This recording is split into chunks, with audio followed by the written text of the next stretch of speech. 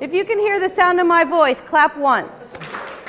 If you can hear the sound of my voice, clap once. My daughter's preschool teacher told me that. Okay, my name is Julie Niehoff, and I'm a Senior Regional Development Director for Constant Contact, which is an email marketing service and an online survey service and an event marketing service and a social media service for small businesses and for nonprofits. I also work with Texas Association of Nonprofit Organizations. I serve on the board there as Vice Chair of Marketing and Outreach for membership. And I am here wearing both of those hats because nonprofits are very important to me. Personally, it's an important part of my job, but it's also just an important part of my life. So I was really excited to have the opportunity to come and speak to this room in particular. I live in Austin, so I'm sort of local. I love San Antonio. I'm here at least once a month, and I do classes that are free or almost free all over the state. Classes on social media, classes on email marketing, things like that. And this is not a commercial for Constant Contact. There will be a 12-second thing at the end where I have to say some things about Constant Contact to you, but other than that, regardless of what tools you use, you should be able to take everything we talk about during the session and apply them to your own organization for growth, regardless of whether you use Constant Contact or not, regardless of which services you choose to use, okay? That said, I also want you to understand that if you want a copy of these slides, I'm happy to send them to you. I need your business card or at least your email address. You are not joining a list by giving me that information. You're going to get one email from me that says, thanks for coming, and here's a link to download the slides. So I promise you're not suddenly going to be marketed to by Constant Contact or anyone else for that matter. So the power of engagement for nonprofits. Engagement meaning email marketing, social media, engaging people on a human level, bringing them into the sphere of your mission, your purpose, your organization, and then leveraging those relationships to grow the organization. That's really what we're talking about today. And this is my contact information, just so you have it. And I don't want you to have to rush to write it down, so ask me for the slides and then you won't have to write them down. I am on Facebook under Constant Contact. It's facebook.com/cctexas. And I'm pointing that out to you because I also will share your messages and your promotions and your events and your programs on this page with thousands of people. Okay? So, and I'm thinking about creating a separate page just for San Antonio, but until then, this covers all of Texas. So if you want to send me your information, I'm happy to share it on this page whenever you have stuff. Just let me know. I am also on Twitter. While I'm on that, how many of you are using Facebook for your organization? Not personally, but for your organization. And how many of you are using Twitter at all? Anybody here hate Twitter, never going to use Twitter, don't care what to say about it? Totally on board with that too. That's okay. I'm married to someone that would have raised his hand at that point. He has 40 followers on Twitter, but he hates Twitter. I do all of his Twittering, so if you're following my husband, that's really me. And today's session, we're going to really talk about amplifying word of mouth. Okay, that's really the basis. And really, if we were going to get down to the nerdy nitty-gritty of it, it's list engagement is a better term for this session, but who's going to show up for that, right? No one wants to come to list engagement. That sounds like I'm going to teach you about CSV files and things like that. Really, this is about people. It is about growing your influence and leveraging that influence to grow it and continue to grow it so that you can do more good, really. That's really the whole point. So how many of you in your organization have a website right now? Even if it's just facebook.com, your organization name. 5 years ago, how many had a website? Ooh, 10 years ago. 15 years ago. 20 years ago, there was no web. 19 and a half years ago, you can raise your hand. Actually, there was an internet 20 years ago, but there was no World Wide Web, and there is a difference. The internet is sort of the tool or the mechanism that makes all of it work. When we say World Wide Web, that's actually referring to when we got pictures and colors and links and things that people would actually want to look at, humans would want to see. So, I mean, otherwise you were working in the university system or you were with the military, and it was very powerful, but it certainly didn't have the marketing that it has now. Because you all have a website now, it's sort of obvious, it's affordable and it's easy. Right? 10, 15 years ago, not so much. You had to spend a lot of money. You weren't reaching that many people if you did it, right? And you had to either know code or know someone who knew code or be related to someone who knew code or have a lot of money. It was very difficult. Now you all have one because it's affordable. And because of the changes in technology, the funnel has really flipped in terms of marketing or outreach, if that's a more comfortable word.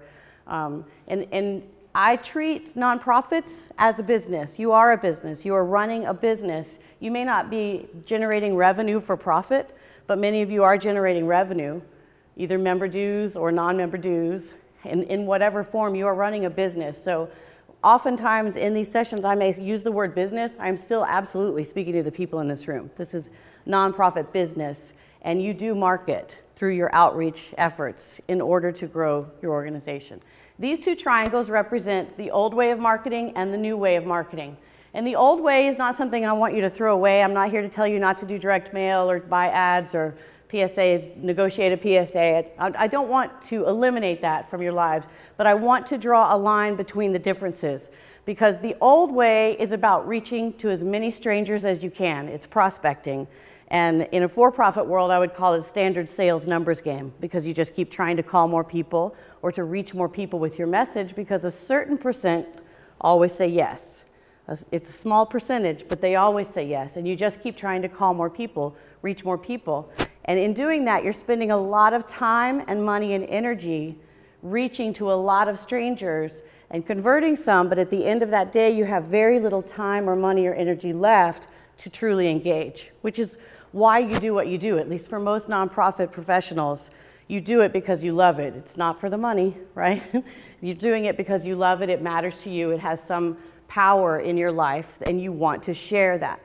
Now, with the old way, you're reaching to strangers. I sometimes call it the Super Bowl commercial model, because if your organization could afford one, wouldn't you probably buy one and reach as many people as you could immediately and convert some of them, but then you really wouldn't have much money left in order to do what you need to do.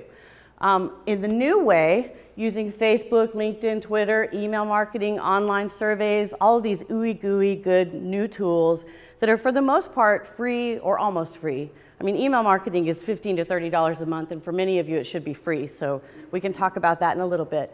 The new way is not about reaching to strangers. The new way is about reaching to people who already know you, who are already vested in your organization, who have already done business with you, either showed up for volunteering, showed up for an event, wrote a check, donated time or money, energy in any way that they have participated with your organization. Those people are part of the target for new marketing, because they are the source of your fastest, most impactful growth. Those few people, and it's not many, are the source for growth, because when you reach to them and you provide relevant, valuable information or access to goods, services, products, whatever you have, then they actually start to carry the flag for you, pick up the megaphone and tell others, and you convert more people through those channels than the number of people you reach to. And when you do that, it's a very powerful reach. It's word of mouth on steroids, because people are sharing the message from a place that matters to them, right? So they pick it up, share the microphone, or pick up the microphone and share the message with others, convert others to your organization for you, leaving your hands and your pocketbook free to do more, to re-engage people who have shown up before, so that they will go out and carry the message, carry the flag. So the old way and the new way, and again, I am not here to tell you not to do direct mail or to eliminate anything that's working for your organization. I'm not trying to stop you from doing what you do. I want you to consider adding a few other things into the mix in order to engage people, because engagement is where true growth will happen, especially for nonprofits. Now look at this cycle. This is the cycle of humans doing business together, including in a nonprofit world. Cycle of humans who do business together. This is not about the tools you use. This is about the people that you know and the people that you engage. Okay? So it says acquire, connect, engage, and grow. I didn't write this slide, but if I had, it would say you meet, you talk, you do business, you do more business. Or you meet, you talk, they show up again, they bring friends. Okay? Or they write a check and they encourage friends to write a check, or whatever the purpose is.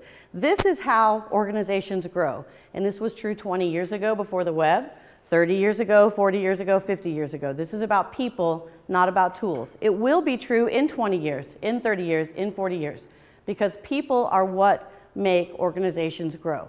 Relationships, and we all hear that, right? You know that. You do business with people, not a brand. You show up because you know someone, not because you love the product or the service.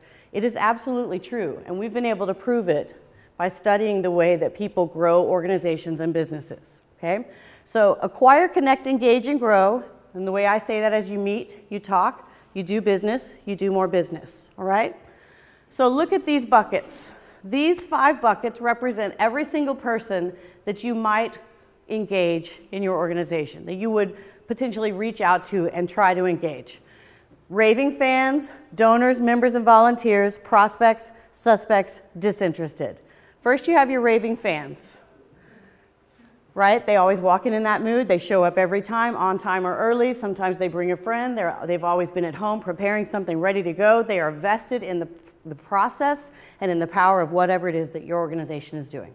You know who they are. Somebody's already come to mind just looking at that picture. You know the one person. I heard the little giggles. I love that. If I had made this slide myself, this bucket would be small, right? Right? Because there's never enough of these people. At least that's what your logical sales branded mind thinks. That is not necessarily the case. These people, although the bucket is small, are the key to your fastest growth because they are so already there. They're so already a part of it and they're already carrying the flag. You just need to give them the tools to amplify that message, to turn it into a megaphone. And you do that using things called share buttons and forward buttons. So if you're sending a mass email and you send these people something special, you make sure you ask them to forward it to 2 or 3 people. You make it very easy for them to amplify the message. You ask them to share it on Facebook and you make it very easy by using what's called a share button. I'll show you one in a little bit where someone can click that button if they like your message and share it on Facebook with all of their friends or family. Okay? You make it very, very easy. And technology has caught up to this and made it very, very easy and free. By the way, it should be free. So you've got your raving fans, you've got donors, members, volunteers, people that are already engaged, you've already met, you've already talked, you've done business, you're doing more business, you're growing the organization. Prospects, these are people that are on your dance card and they know it. You've met, you've talked, you've done business or you're about to do business, you're there. You're both involved in the relationship. It may not be to this stage yet, nobody's walking in like that, but you're in business. Suspects are people that you're hoping will show up or donate. You think they might. They're on your dance card, but they may not know it, okay? And then you've got disinterested. Let's look at his face. We all know him. He is a waste of your time, your money, and your energy, not as a human, but in terms of your outreach, okay? And I actually had to add that line because I was doing this talk to a room of 3,000 women in business, and a woman ran up from the back of a huge room and made me go back and take the X off of his face so that she could take his picture because that's her nephew. As I've just said, he's a waste of your time and your money and your energy. Apparently her nephew is a stock photo model. So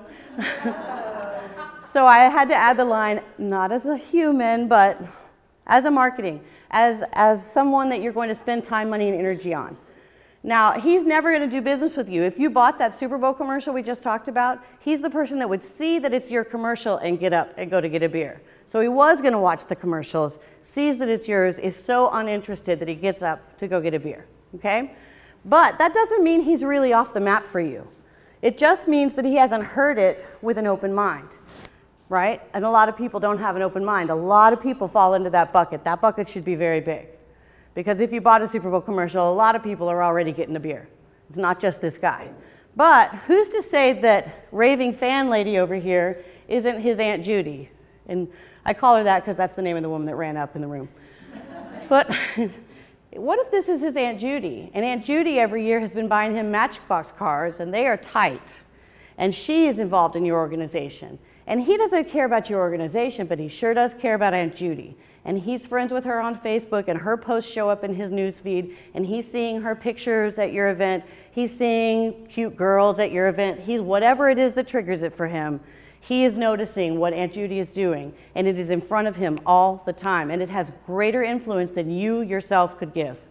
It has a lot of influence, so that if Aunt Judy posts something on Facebook, you can pull him into other buckets using the leverage of Aunt Judy.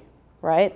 And you may only have 3 or 4 or 5 or 10 of Aunt Judy, but she knows a lot of people. People have a larger sphere of influence than you may realize, especially on a local level, especially for nonprofits. Because people who participate also tend to participate in other things. So they have a sphere of influence that touches other circles. We all have a sphere of influence, a personal and a professional sphere of influence, right? You have your friends and your family, you have whatever your hobbies are, maybe you play a sport or you're on a running team or a cycling team. Mine is hockey, ice hockey, random, I know, I live in Texas, but my son plays ice hockey, my husband plays ice hockey, he's a coach, he's an off-ice official for the AHL. I am inundated with hockey, I own a lot of sweaters, a lot. And because I grew up in Texas, I was not a hockey girl. But I have 17 other families with 17 other moms who travel with us every weekend during the fall because we're going to a hockey tournament. And those 17 women are part of my personal sphere of influence. It has nothing to do with whether I know how to use Twitter, right? They don't care. Most of them don't know that I know how to use Twitter. But when I get an email from a store called Perennies, which sells hockey gear, and they have a deal on skates for teenage boys, which we all have, I forward it to those 17 women, and Perennies has noticed. I've noticed that they noticed because they've started sending me better deals as soon as I started forwarding the message, okay? This is amplification of the message, and they are leveraging me as their Aunt Judy, right? And those 17 women, not all of them buy, and I don't buy from Perennies, but I forward the message, and they keep sending me better deals than they send to the other people. So you can take that role on and start leveraging your Aunt Judys, the people that are your raving fans, and reach more people in a much more meaningful way than you have the ability to do yourselves. It is called megaphone marketing, and the reason it's called that is because when you post a message or send an email or create an invitation to an event, I want you to stop thinking about the people on your list and start thinking about who's on their list, because that's really who you're trying to reach to. You've already reached the people on your list. You've reached them, you've engaged them, and the way to truly engage them is to engage them to go out into their sphere of influence and pull people in for you. And it's not going to happen, thousands of people at once aren't going to do it. A few are going to do it, but they're powerful, and they end up pulling more people into the raving fans bucket so that that bucket gets bigger and bigger, and it grows on its own. It's organic and it's authentic. It's genuine. It's not a million people suddenly on your list and 3 of them read your email. It's 50 people on your list and 49 of them read that email, and many of them share it or forward it. You grow your organization faster with 10 people who care than 100 who are so-so. Much faster. 10 people who care will amplify the message. 100 so-sos will not. So you have a much, and what I like about that is it becomes a much more genuine engagement where you actually stop referring to these people as volunteers and this is my friend Judy, right? And when you pictured the person like this, it's probably someone you've started to refer to as a friend. You at least refer to them in the first person. So look at this email. You don't have to be able to read it. Just recognize that it looks like every other email that you get. I used to use this 5 years ago to teach people to use blind copy because of all the people in the to line, right? But you all know that. Thankfully, people have learned that. But I'm showing it to you because this is not a marketing message. This is a newsletter from the US Tennis Association from 2006. It's their September 2006 newsletter, and there's nothing wrong with it. It took somewhat some time to format that. It's just a regular text email. They sent it through Outlook, and it's not marketing. It is communications. There is a difference, but I want to define it for you because when you switch to marketing, it becomes something that you can measure and you can affect the growth and how big you grow and how fast you grow very quickly. This is the same organization's newsletter, same newsletter, the following month using a service. The service they use happens to be Constant Contact because that's what I have access to, but it could be any service, doesn't matter. The point that I want to make about this is yes, it has colors and pictures. It took the same amount of time to build this because they just chose a template and typed their message. They used a graphic from a direct mail piece, so they got a little more out of the money that they spent on the design for that. They also impacted, by sending it that way, they impacted the number of people that responded to the direct mail piece, because if you see it in the email and you see it on the website and you see it somewhere else and then you get it in your mailbox, it's no longer going into the junk mail. It's what is that? I recognize that. And it has a lot more impact if someone has seen it before. So if you're going to have direct mail designed, use that design everywhere several weeks before it goes in the mail so that people actually pull it out of the mail and go, why do I know what that is? Or they may instantly know what it is. They also have some links. There could be links anywhere in this. I don't want you to get the impression you can't have links throughout the email. But the fact that this has colors and pictures and their logo and links is not what is making it marketing.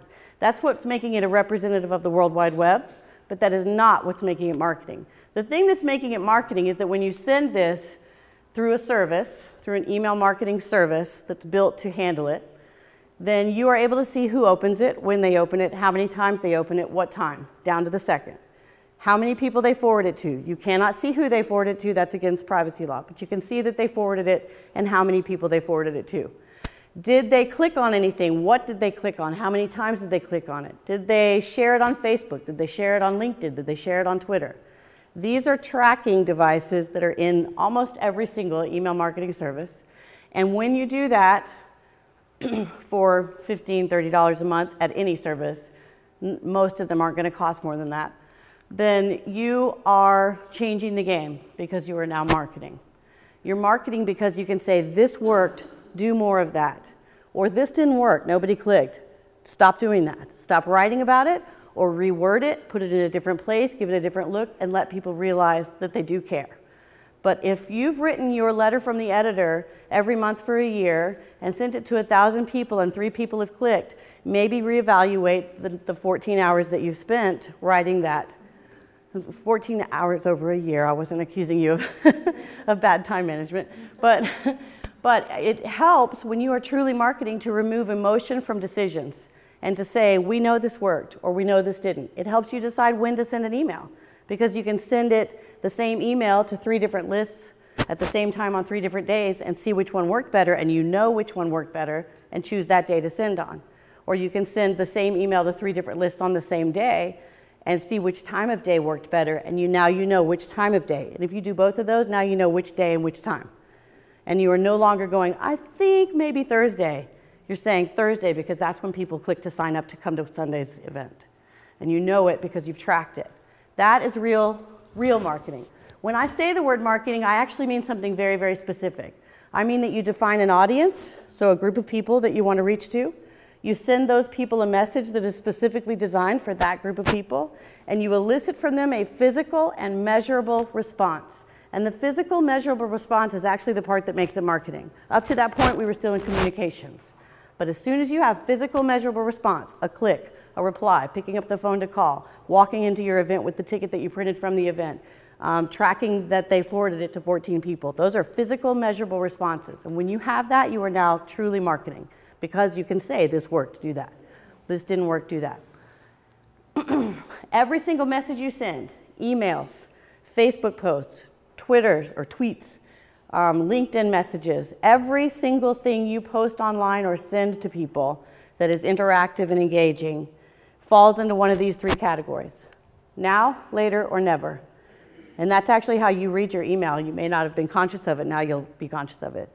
That you sort everything into, I got to read this now, I'll come back to it later, I'm never going to read that. And some of the nevers you don't realize are nevers, because you think I'm going to come back to it, but it's a never. And you haven't really, truly sorted it. The bad news is that nonprofits, by and large, start at later. It's very, very difficult for you to send a message that hits as a now. It doesn't mean you can't do it, but I want you to be aware that you have to raise the bar a little bit in order to become a now.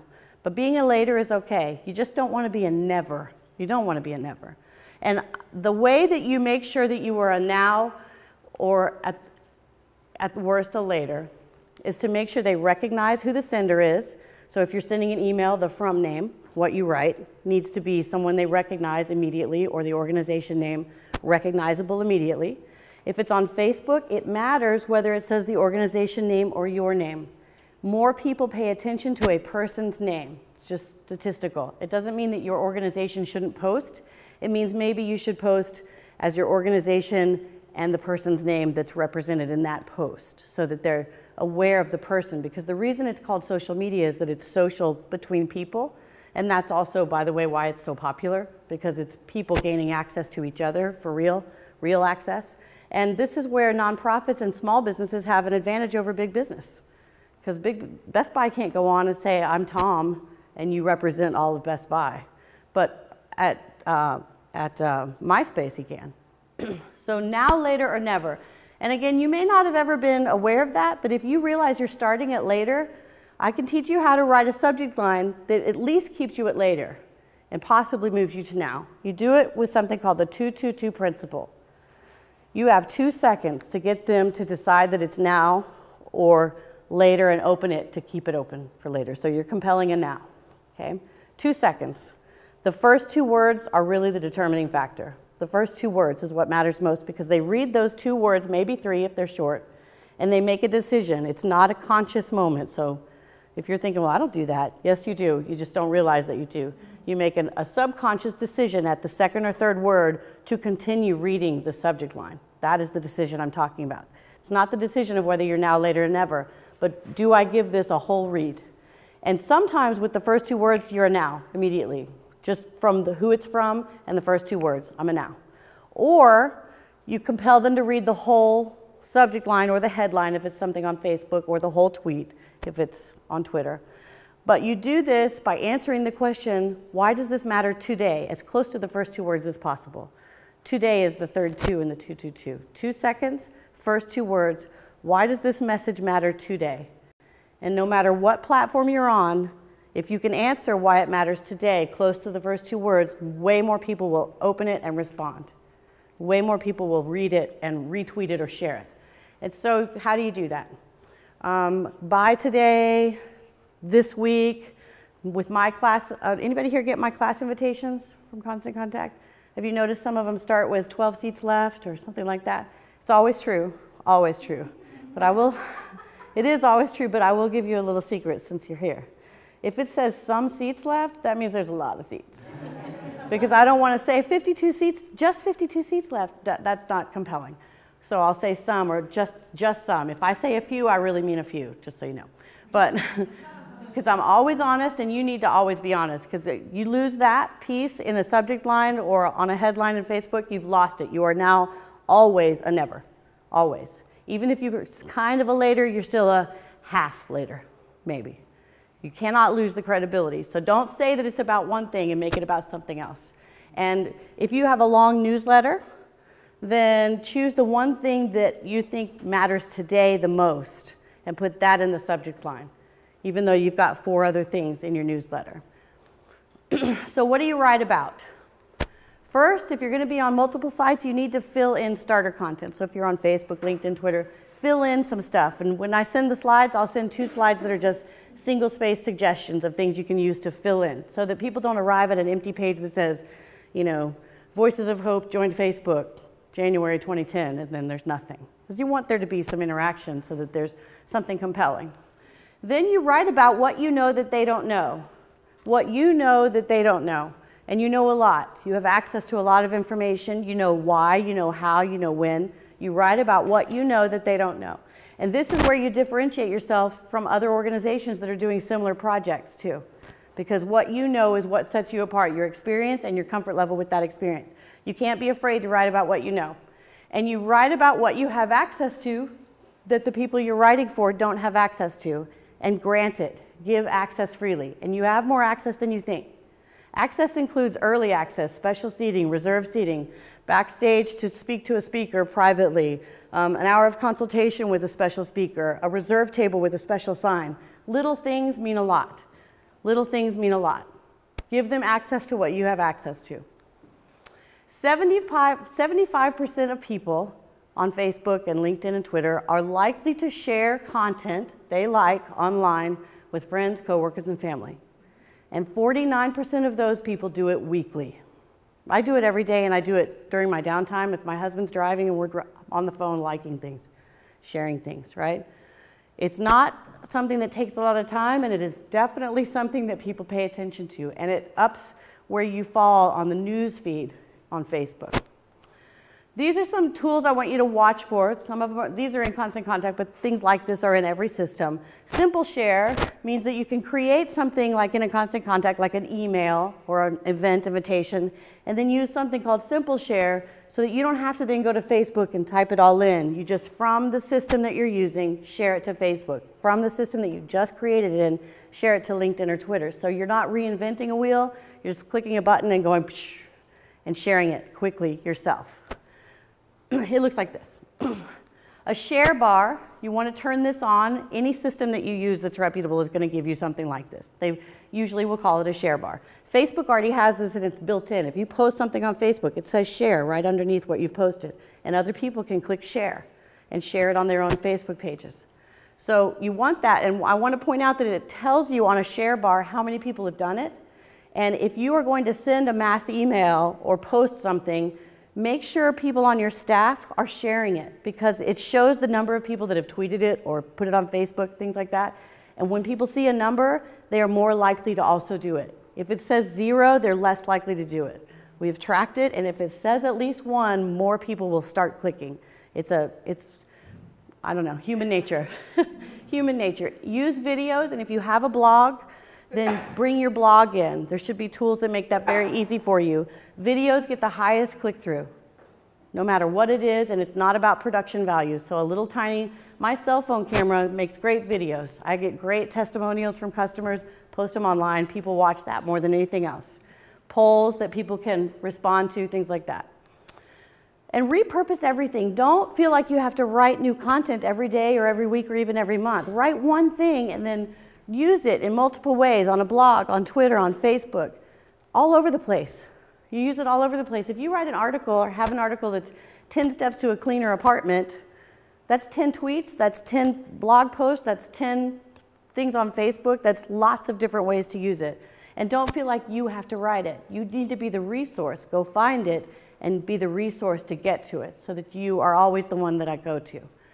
I suggest that you sign up for something called Nutshell Mail. Has anyone here ever heard of it?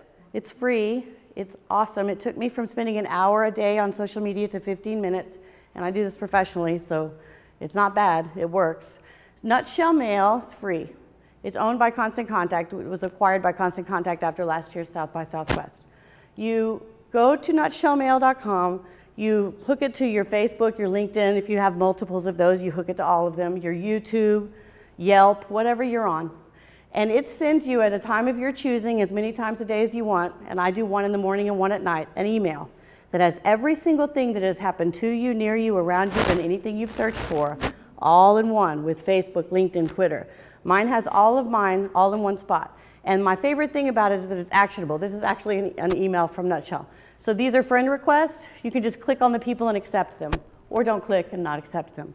You can accept event invitations. You can join a group. You can write a recommendation on LinkedIn. You can retweet something. You can reply to a tweet from the email without logging into all those other services.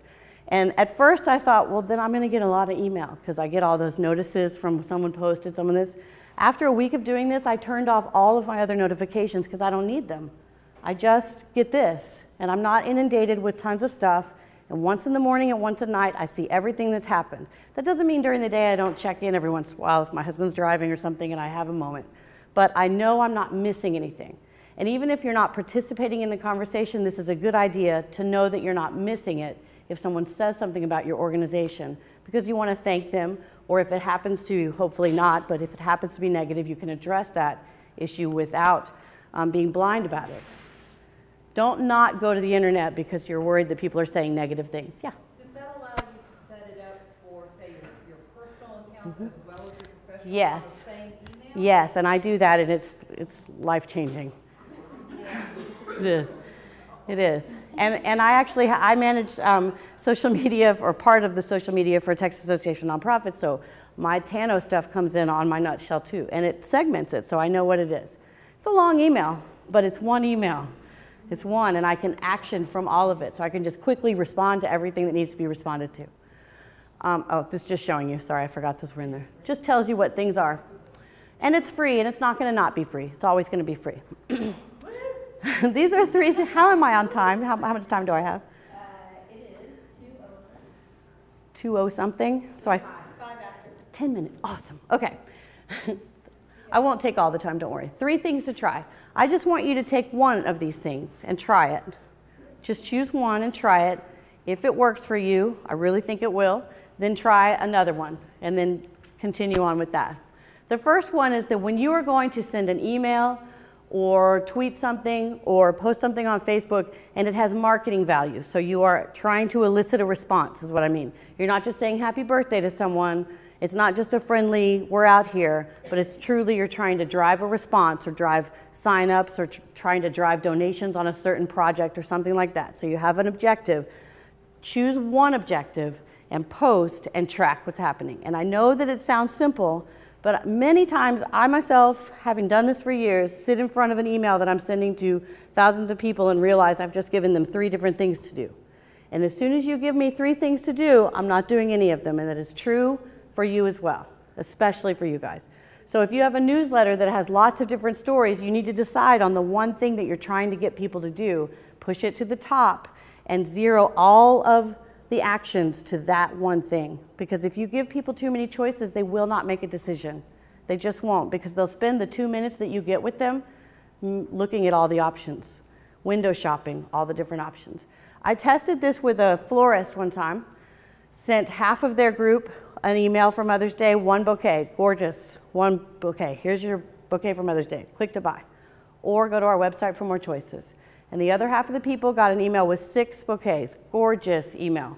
Each one, click to buy. Or go to our website for more choices. The one with 1 outsold 3 to 1, the one with 6. Because there's not a lot of choices. It's you're in and you're out. You like it or you don't. And you have a chance to make a decision. Okay, it's kind of like, any of you that have kids know this, you don't open the closet before school when you have little kids and go, what do you want to wear today? Right? You're late. You never get them dressed. In my house, I'll take a red shirt and a blue shirt and I'll be, you make your empowered, make your decision. And it takes 10 or 15 minutes. My husband goes in, takes out the outfit, goes, here's what you're wearing, closes the closet and leaves the room, and my daughter is dressed. And I don't know how it happens, but it's a lot to do with restricting the number of choices. And that's just how it is. When you restrict the number of choices, you drive a lot more action. If you will try this, you will see it, and you will start to pare down your messages. And think of it this way. If you need to send a regular email that has a lot, that's okay. But I want you to understand the reality. Does anyone in here want a long email from anyone else in here?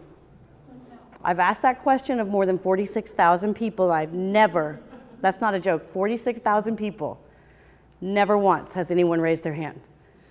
I know you all care about what each other's doing, but you don't want a long email.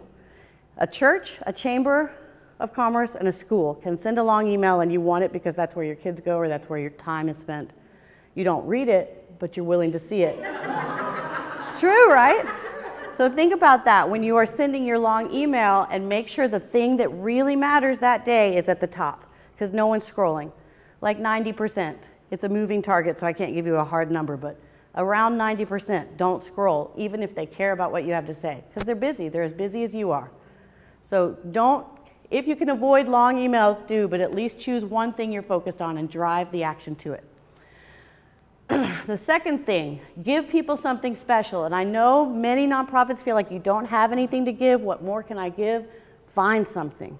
Access. Treat them special. You get to hear this. You get to download this song that we bought for you. Whatever you can do to give them special. The people in that little bucket especially, if you will focus on them, you will see growth that makes you keep focusing on them because they feel special. That's why people show up anyway. You want to feel connected? People show up because they want to put their head on their pillow at night and feel like they've done something good and worthwhile. That's a big reason many of you work in a nonprofit. You want to put your head on the pillow at night and sleep well knowing you did something that matters. I know that. I've worked in nonprofit world, and it feels good to put your head on the pillow. It's a little stressful to wake up in the morning knowing how much you have to do. I understand that. But if you will concentrate on that small bucket and give them just a little bit of special and let them know they are special, you will not believe what comes out of it. Leverage your humanness. This is the third one. Be proud and own the fact that you are people, not just a brand, especially if you work for one of the larger nonprofits. If you're Red Cross or Make-A-Wish, and you can sometimes get lost in the bigness of that name. And if you're a little organization, you have a huge advantage. When you leverage the fact that you are people with real relationships and you can be the face of the company, or you can have multiple faces of the company, and you write in what's called conversational copy, means you write the way that you speak. You don't write like you're writing a brochure.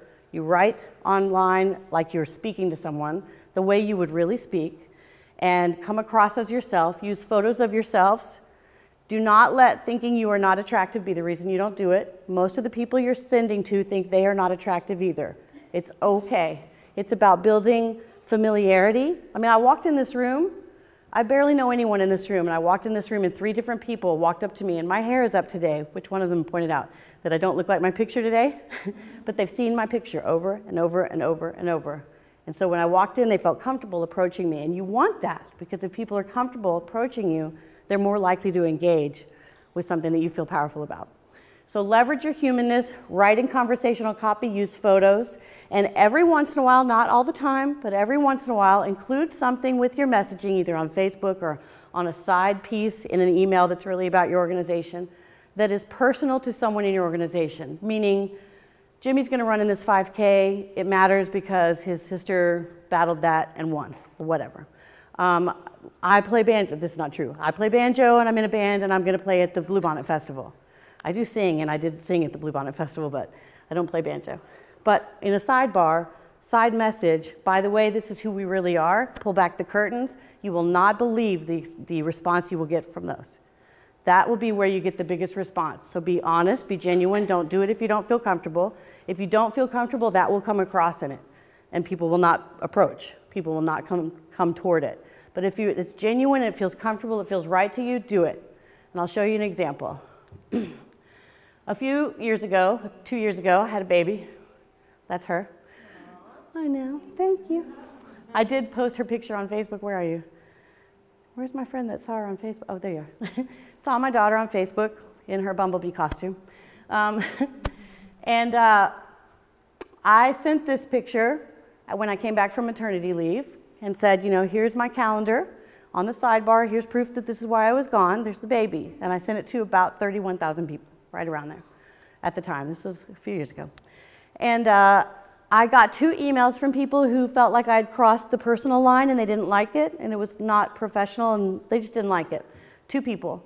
And those 2 people would hate my class, so that's okay. I'm okay with that. I was a little, oh, until my IT guy called me and said, I need to know what to do with all this email, because I got 13,000 emails from people saying, I like your baby's picture, or here's my baby, or here's my daughter playing soccer.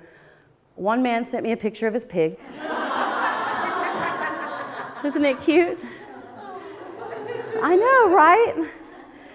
And I had to write back to all of those people. I did have people categorizing them, just to be completely forthright. But you write back, because you will get a large response, and unexpected at first. Once you've done it, then you'll know to be prepared the next time. If it's genuine and real and means something to you, it means something to other people too. When you pull back the curtains, it works. My other kids get upset when I focus on the little baby. So this is my 14-year-old playing hockey. And this is my 22-year-old. She lives in California, and on Monday she's going to Spain for 2 weeks. I know, her job is sending her to Spain. She's getting paid to go to Spain. I know, I'm in the wrong job. But yeah, so let's just take this in for a second. Just turned 3, 14, 22. I'm not quite as bright as maybe you thought I was a minute ago. I know, it's like physically impossible, but they do all have the same daddy. I know you're wondering, but you don't want to ask, so I'll just tell you. And this is the second happiest he's ever been. The happiest is when these people are born, but he's holding his tickets to the Super Bowl. He's a major Packers fan. So he got his Super Bowl, face value, got his Super Bowl tickets. So that was part of the deal. It had to be face value. So, but he got them. And I show this to you because when I turn back to you, you are fully engaged. Most of you now, if you saw me at the mall tomorrow, would picture this. Not email marketing, not constant contact. Those would roll down the road a little. They would come to you. But this is where you are truly connecting and going, I know who she is. You can't fake it. You don't have to have a baby to do it. And this is overkill. Don't do this in an email. This is for a big room. This is for a big room and to not make my other kids upset. But they do. They got really pissy. It surprised me. So they didn't even know for a year until this one came to my class. And I was like, what was that? So now they're in it. And I want you to understand that it works. Again, it only works if you're genuine about it, but you can't fake it. Do I have 2 more minutes or am I done? I'm sorry. Tell me how much time I have. You can have 2 more minutes. The next session starts in 15 minutes. So. Can I have one more minute just to show you one really important thing? This is not the really important thing. This is important. If you want to try Constant Contact, I've got little cards for you to fill out, or you can text to that number or just give me your business card or whatever and tell me that you want to trial. There's the commercial. See, that wasn't even 12 seconds. I just have one more thing that I want you to understand about what I've talked about. And that is that your customer experience, and you do have customers. You're a nonprofit, but you absolutely have customers. If your customer experience stinks, none of this is going to help you at all. It's just not, because whatever the customer experience is what's going to be amplified. Because your customers define your brand. You don't. They define you. And you do have customers. You have members, or you have users, you have volunteers, you have people that you interact with. And those people are the key to the amplification of your message, and they decide what that message is going to sound like completely. And if you don't know what your message sounds like, then you should secret shop your organization. You should have a friend go through the process, or a family member that you trust, and go through the process from lots of different angles, as a donor, as a board member, as whatever you can come up with, to get what it really is like to work with your organization. Because what it looks like from your desk is not necessarily what it looks like from the outside. And social media will tell you quickly if it's not good. You'll know. But I want you to know that. But I also want you to know that no matter what happens, you can fix it. It's not a reason to not be out there. You at least need to be out there listening. But being afraid of what the message is going to be amplified as is not a reason to be out there. Let me talk to you about customer experience. This is the line I waited in at the Super Bowl. This is taken with my cell phone. My husband held up my phone right here. If I could have gone like this and taken the picture, it would, all the way around me was like that. And by the way, the stadium is over there. I'm facing this way in a line going, why are we walking away from the stadium? Actually, I didn't say that because we weren't walking. I stood right here for 3.5 hours. I got to that box in 3.5 hours. I did get into the game. I was running up the steps while Christina Aguilera messed up the Star Spangled Banner, the national anthem, and she messed up. My husband and I were running up the stairs. We made it, we made it. She messed up and we went. And then kept running to our seats. Because we're both musicians and it was just, what? You know, what? But that's okay. I did not see a bathroom, nothing to drink, no person that worked there, no signs of where to go, nobody with a bullhorn. People were fainting of all ages. There was a giant Jumbotron playing Snickers and Taco Bell and Pepsi commercials constantly, except for every once in a while Jerry Jones' face would come up to say something. I never heard what he said because as soon as his face showed up, this crowd went nuts with things I can't repeat. Horrible, horrible customer experience. The lady next to me had one of those tickets that didn't work. So she waited in this line and then they didn't let her in, right? Yeah. The people on my other side were the parents of the Packers kicker, so that made it survivable for my husband because he's a Packers fan and that was his moment of greatness. I did learn this day, 2 hours in, that my husband is claustrophobic. Did not know that after many, many years of marriage. Never knew. So this is bad customer experience. But this picture from my cell phone was posted to Facebook. My husband posted it to his Facebook. And 3 days later, it was in the Milwaukee newspaper. It did not have a photo credit, so if you go try to find it. It doesn't have a photo credit because when the guy from the paper called my husband to ask for the high res, my husband said, you can use it, but you can't put my name because my wife works for Constant Contact and they partner with the NFL and she'll get in trouble. I thought that was, I heard him say it. I was like, oh, that's so sweet. So he got no photo credit, but it was in the paper. And 3 days after it was in the paper, we got a cell phone call at 9:30 at night from a cell phone to our cell phone from the director of events at the NFL. How can we help? We are so sorry and so embarrassed. We don't have tickets for you, but how can we help? We weren't asking for tickets. But my husband had to pull over because he was driving, and I've never seen him do that. He had to pull over and be like, okay, and have the conversation. He got off the phone, and we have not thought about this since. This is how we think of this day, because those people picked up the phone and cared enough that they called as people. And we didn't get a form letter. It didn't say, dear upset fan, we're so sorry about your bad experience. You know, it wasn't a form letter that had bolded, automatically inserted text. It was a human call from a text phone where someone cared. And that is my message to you, that as long as you know that you care and you're willing to fix it, you can't be afraid to jump into this pool. Get out there and let people amplify your message because you care about what you're doing, they care about what you're doing, a lot of other people will care about what you're doing. That is everything I wanted to tell you. Thank you for staying for an extra minute for me. I appreciate it. Thanks. Thank you. Can I take this off now? Does anyone have any questions?